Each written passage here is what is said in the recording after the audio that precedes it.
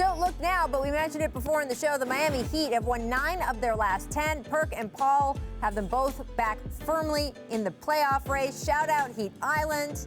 There you go, boys. We need to go to that segment where I said they wouldn't make the playoffs, and the reason why I said it. And I said if Jimmy Butler play like Jimmy Butler, and that's why I got him number 3. Producer Danny was trying to save time, and guess what? We went right back there anyway, Producer Danny, because that's what happens. That heat coaching.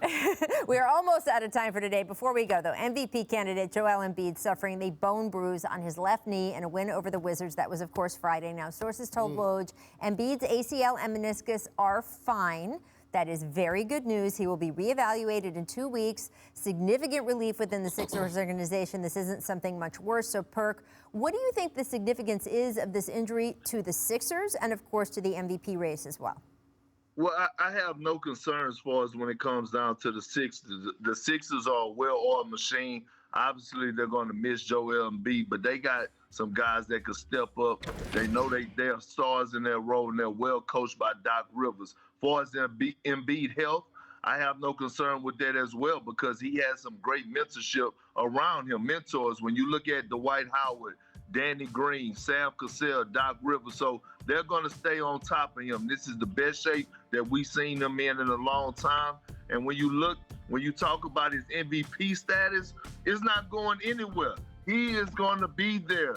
3 weeks, look, the 76ers would not have one of the best records in the league without Joel Embiid. 3 weeks sitting out would not affect his MVP status, period. Well, I'm going to tell you this, Perk. I'm very concerned about this injury because, for one, he's always been injured. And two, I've had a bone bruise in my knee, and I'll tell you what, there's no timetable on this.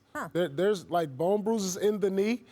Mine took 8 months to heal. Wow. It's almost like you'd rather have a break. On it? Yeah, I played on it, but it took 8 months to heal. I had no lift, and it's different for a bigger guy who carries more weight. Right. Look, it gave out on me at times.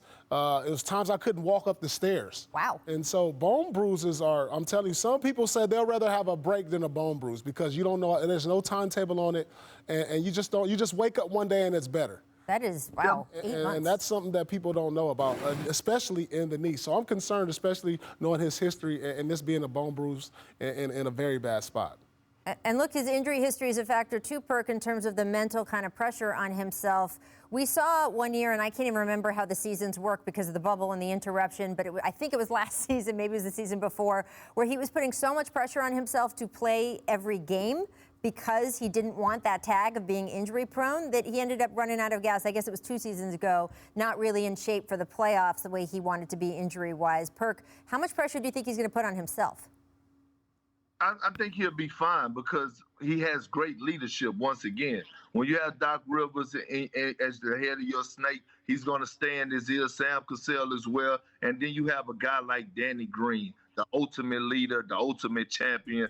I'm not concerned. Technology is different than when Paul played 40 years ago. Thanks for watching ESPN on YouTube. For live streaming sports and premium content, subscribe to ESPN+.